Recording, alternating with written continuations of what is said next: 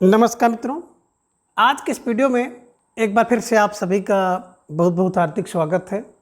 हम आशा करते हैं कि आप सभी स्वस्थ होंगे, मस्त होंगे और पूरी तरह से अपनी तैयारी में व्यस्त होंगे। तो मित्रों, आज के इस वीडियो में हम हिंदी साहित्य के अंतर्गत कुछ महत्वपूर्ण और संभावित प्रश्नों को व्याख्यात्मक तरीके से हल करेंगे और उसके साथ ही इन्हें ट्रिक की सहायता से याद करने का भी प्रयास करेंगे। तो हम आशा करते हैं कि वीडियो आप सबके लिए बहुत ही महत्वपूर्ण होने वाला है, इसलिए इस वीडियो को आप लोग अंत तक जरूर देखें। चैनल पर नए हैं तो चैनल को सब्सक्राइब कर लें और उसके साथ ही अगर आपको थोड़ा सा भी उचित लगे तो इस वीडियो को अपने जो परिचित लोग हैं उनके पास भी शेयर करें। और उसके पूर्व की वीडियो में हम लोगों ने कुल 150 प्रश्नों को देखा था, तो आज के इस वीडियो में इसके आगे के प्रश्नों को हम लोग जानेंगे। तो जैसा कि स्क्रीन पर आप देख पा रहे हैं, प्रश्न संख्या 151 कि अमरनाथ और सकीना प्रेमचंद के किस उपन्यास के पात्र हैं? 1 कर्मभूमि, 2 रंगभूमि, 3 गोदान या 4 मंगल सूत्र। तो ढेर सारे भाई बहनों का जवाब आगे विकल्प को लॉक किया जाए। विकल्प ए कर्मभूमि इज राइट आंसर, है ना।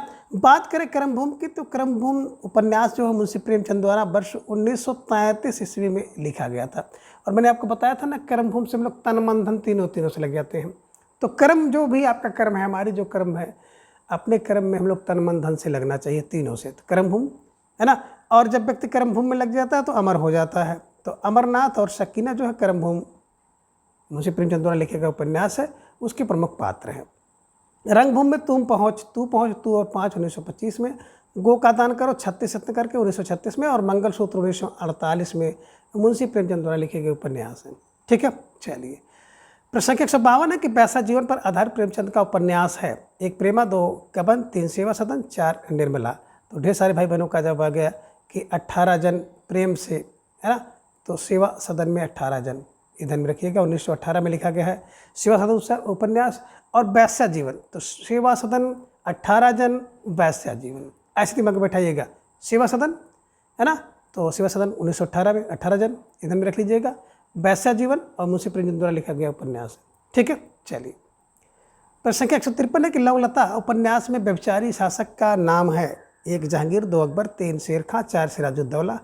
तो ढेर सारे भाई बहनों का जवाब भी आ गया, सिर्फ विकल्प 4 को लॉक किया जाए। विकल्प 4 नवाब सिराजुद्दौला इज राइट आंसर, है ना। देखिए, लवलता उपन्यास ध्यान में रखिएगा, है ना। किशोरी लवलता खाती है, तो ये ध्यान में आपको रखना होगा। किशोरी लाल गोस्वामी द्वारा लिखा गया उपन्यास है जिसमें सिराजुद्दौला एक व्यभिचारी शासक का वर्णन किया गया है। प्रश्न संख्या 154 है कि भूतनाथ किसका विस्तार है?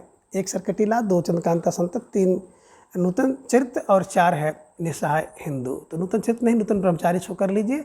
और अब जवाब आपको देना है कि भूतनाथ किसका विस्तार है। प्रश्न संख्या 154, तो ढेर सारे भाई बहनों का जवाब आ गया, विकल्प 2 को लॉक किया जाए। चंद्रकांता संतति इज राइट आंसर, है ना। जो चंद्रकांता संतति है देवकीनंदन खत्री द्वारा, इसी का विस्तार है भूतनाथ। ठीक। अब प्रश्न संख्या 155 है कि प्रेम हिंदी का पहला उपन्यास जिसमें मुस्लिम समाज का अंकन किया गया है? 1 निस्सहाय हिंदू, 2 सेवा सदन, 3 कठपुतली, 4 कंदर्प। तो ढेर सारे भाई बहनों का जवाब आ गया कि हिंदी का पहला उपन्यास से मुस्लिम समाज का अंकन किया गया है निस्सहाय हिंदू। और मैंने आपको बताया था ना कि जब निस्सहाय हिंदू होते हैं तो राधा कृष्णदास के चरण में जाते हैं, तो राधा कृष्णदास को ध्यान में रख लीजिएगा। ठीक है, चलिए।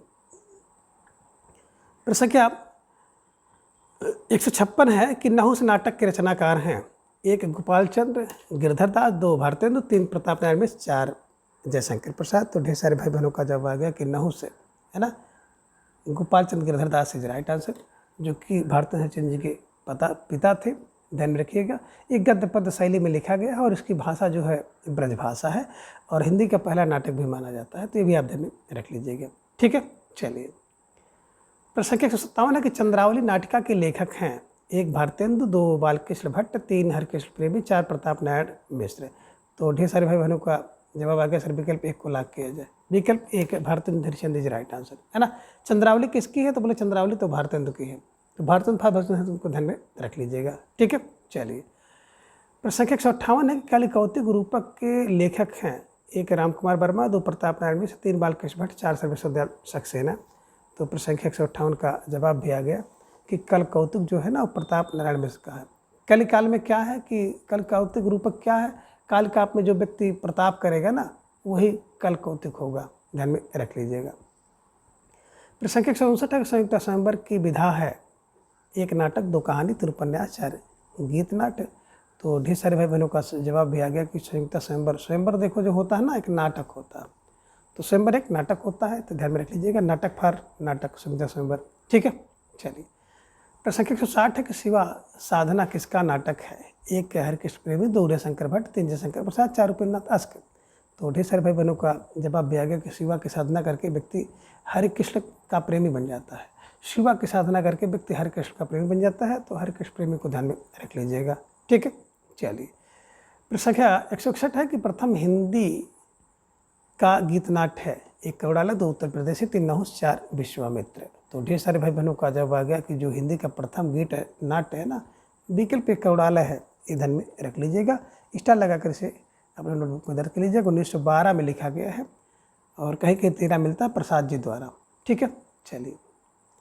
प्रश्न संख्या 162 है कि उत्तर प्रदर्शी गीत नाट्य के लेखक हैं? एक राम कुमार वर्मा, दो अगेय, तीन जगदीश चंद्र माथुर, चार प्रताप नारायण मिश्र। तो ढेर सारे भाई बहनों का जवाब आ गया कि जो उत्तर प्रदर्शी है ना, वो अगेय है, तो अगेय फॉर अगेय द्वारा लिखा गया गीत नाट्य, ध्यान में रख लीजिएगा। ठीक है, चलिए। प्रश्न संख्या 163 है कि अंधा कुआं नाटक का नाटककार कौन है ना? तो अंधा कुआं और अंधा युग दो हैं। अंधा युग धर्मवीर भारती का है, और लेकिन आपको जवाब देना है कि अंधा कुआं, एक लक्ष्मी नारायण लाल, दो अगेय, तीन हरिकृष्ण प्रेमी, चार सुदर्शन। तो मैंने आपको बताया था कि अंधा कुआं होता लाल, अंधा कुआं होता लाल। लाल फार लक्ष्मी नारायण लाल को ध्यान में रखिएगा। लक्ष्मी नारायण मिश्र भी बड़े माने जाने है ना नाटककार हैं, तो ये ध्यान में आप रख लीजिएगा, बड़ा कन्फ्यूजिंग होता है दोनों लोगों को लेकर। प्रश्न संख्या 164 है कि आषाढ़ का एक दिन किसका नाटक है? एक मोहन राकेश, दो मंजुल भगत, तीन उमेश सिंह, चार सर्वेश्वर दयाल सक्सेना। तो ढेर सारे भाई बहनों का जवाब आ गया कि आषाढ़ का एक दिन जो है ना, बड़ा मोहन होता है। मोहन फार मोहन राकेश को ध्यान में रखिएगा, 1958 में लिखा गया ये नाटक है ना। और मोहन राकेश के मैंने तीनों उपन्यासों को बताया था कि आल आधे अधूरे होते हैं, तो आल आधे अधूरे, आज से आषाढ़ का एक दिन है ना, आधे अधूरे, तो लहरों के राजहंस और आधे अधूरे। तो आषाढ़ का एक दिन 1958 में, लहरों के राजहंस 1963 में, और आधे अधूरे 1969 में मोहन राकेश द्वारा लिखे गए तीन प्रमुख नाटक हैं। प्रश्न 165 है कि कोणार्क शारदिया किस नाटककार के नाटक हैं? एक मोहन राकेश, दो उपेंद्रनाथ अस्क, तीन मृदुला गर्ग, चार जगदीश चंद्र माथुर।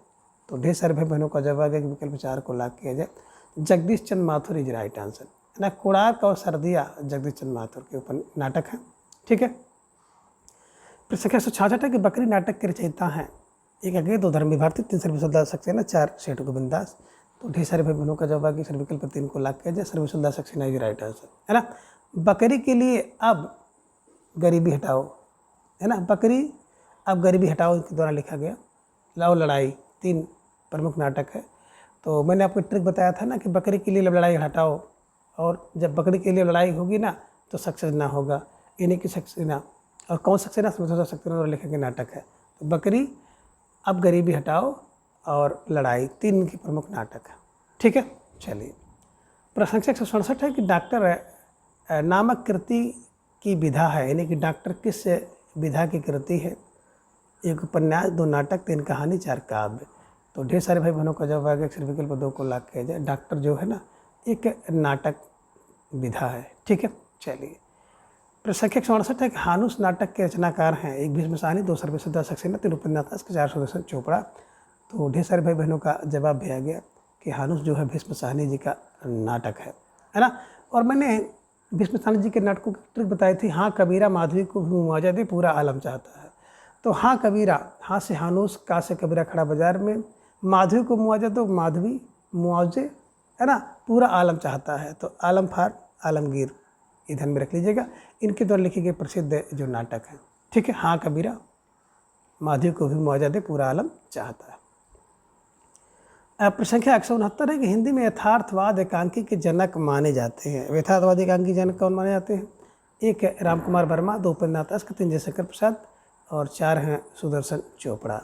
तो प्रश्न संख्या 169 का जवाब आ गया, अक्षर विकल्प 2 को लाभ किया जाए, विकल्प 2 Upendranath ask is right answer है ना। देखिए, जब कोई यथार्थ कहानी चलती है यथार्थवादी, तो उसमें अस्क आ जाते हैं। ठीक है, चलिए। प्रश्न 170 है कि महाभारती कथा पर आधारित नाटक है? एक अंधायुग, दो चंद्रगुप्त, तीन ध्रुव स्वामी, चार जन्मेजय का नागयज्ञ। तो ढेर सारे भाई बहनों का जवाब आ गया, अक्षर विकल्प को लाभ किया जाए, अंधायुग इज राइट आंसर है ना। महाभारती कथा पर आधारित अंधायुक धर्मवीर भारती द्वारा लिखा गया नाटक है। प्रश्न संख्या 171 है कि अंधायुक नाटक के लेखक, ये लीजिए प्यारा सा प्रश्न आ गया क्वेश्चन पर। 1 मुद्रा रासद, 2 धर्मवीर भारती, 3 अज्ञे, 4 जयशंकर प्रसाद। तो ढेर सारे भाई बहनों ने जवाब भी दे दिया। अक्षर विकल्प 2 को लॉक किया जाए, Dharamvir Bharti is right answer, है ना। अब प्रश्न संख्या 172 है कि आनंद रघुनंदन नाटक के रचयिता हैं। 1 लछीराम, 2 प्राणचंद, 3 विश्वनाथ सिंह, 4 भारतेंद्र हरिश्चंद्र। तो ढेर सारे भाई बहनों ने जवाब दे दिया कि आनंद रघुनंदन, है ना, कब होगा, विश्व के नाथ अगर आ जाएंगे तो आनंद करेंगे रघुनंदन, है ना। तो ऐसे ध्यान में रख लीजिएगा, विश्व के नाथ क्या करते हैं, आनंद रघुनंदन होते हैं, आनंद करते हैं, विश्व के नाथ आनंद करते हैं, आनंद विश्वनाथ। अब प्रश्न संख्या 173 है कि नाटक को पंचम वेद कहा है, यानी कि नाटक को पंचम वेद किसने कहा है।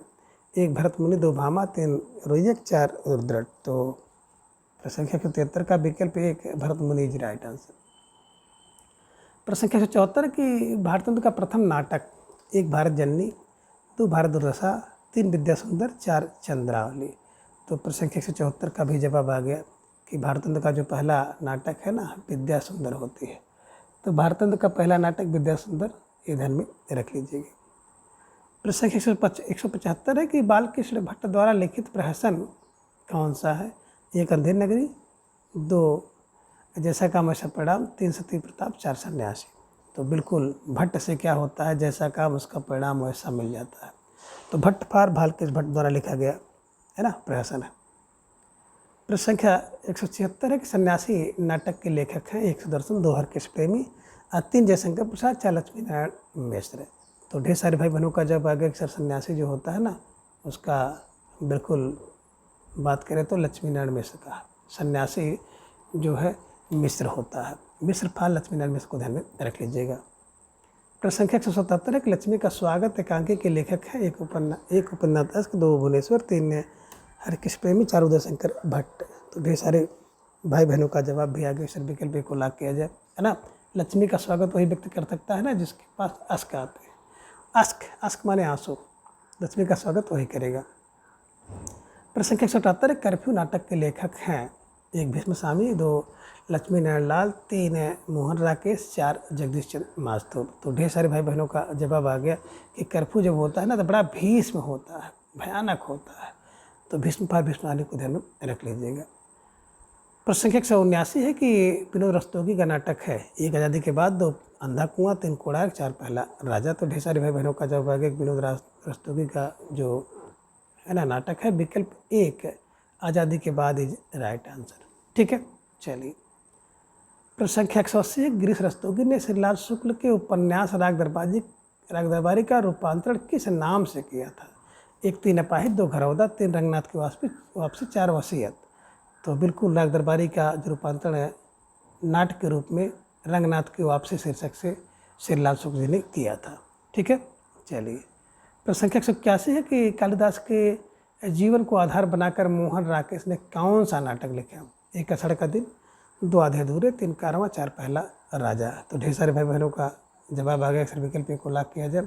आषाढ़ का एक दिन 1958 ईस्वी में मोहन राकेश द्वारा लिखा गया है, जिसमें कालिदास के जीवन को आधार बनाकर इस नाटक की रचना की गई है।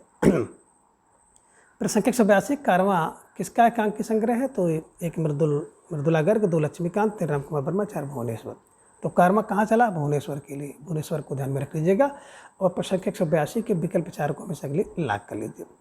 अब प्रश्न संख्या 183 है कि एक कंठ बिस्पाई गीत नाट्य किसने लिखा। 1 दुष्यंत कुमार, 2 सेठ गोविंद दास, 3 उदय शंकर भट्ट, 4 विनोद रस्तोगी। तो ढेर सारे भाई बहनों ने जवाब दे दिया कि एक कंठ बिस्पाई दुष्यंत कुमार की गीत नाट्य ध्यान में रखिएगा, ठीक है।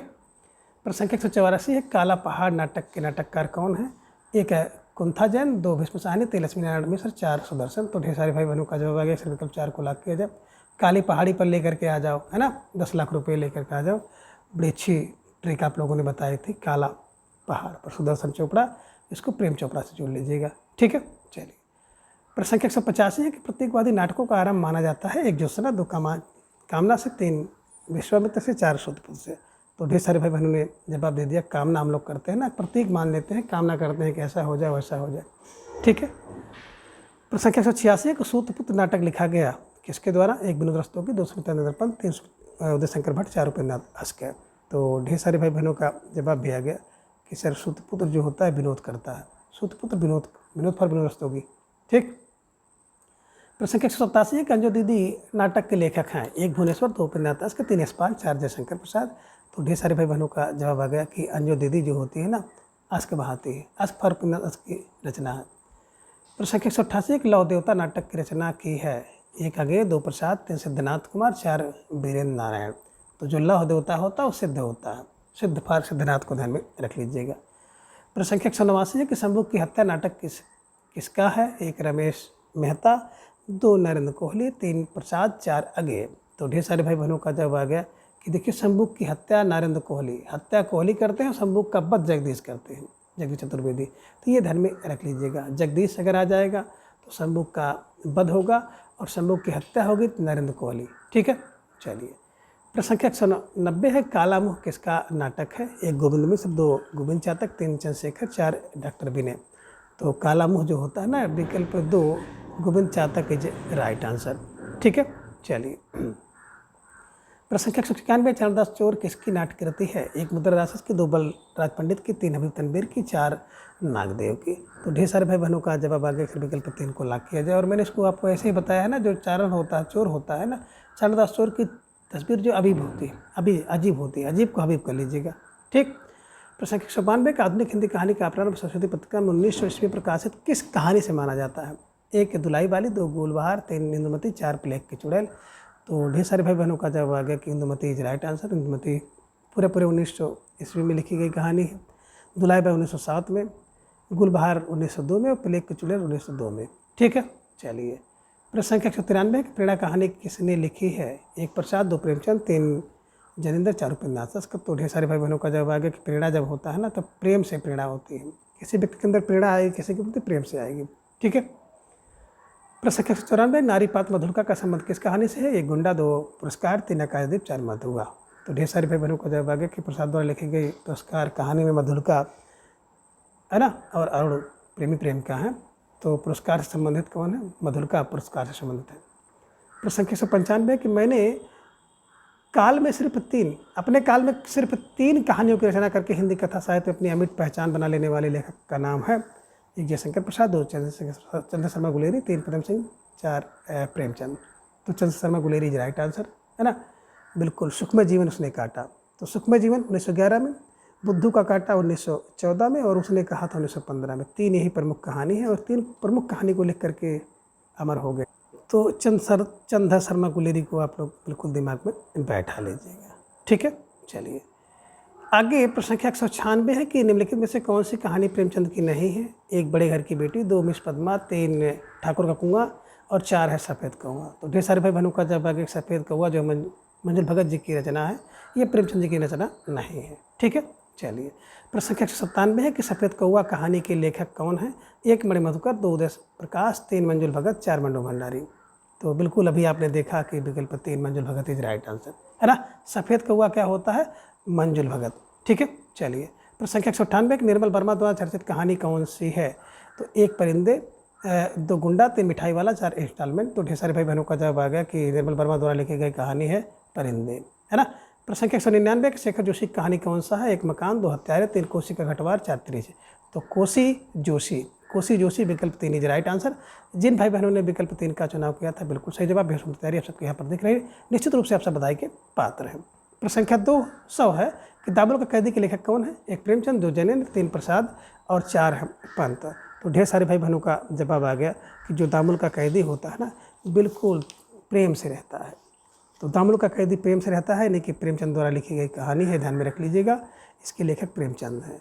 तो मित्रों आज थोड़ा सा समय का अभाव था, इसलिए आज की प्रश्नोत्तरी बहुत तेज़ी के साथ हमने कराया है और आज के इस वीडियो में कुल 50 प्रश्न हुए हैं।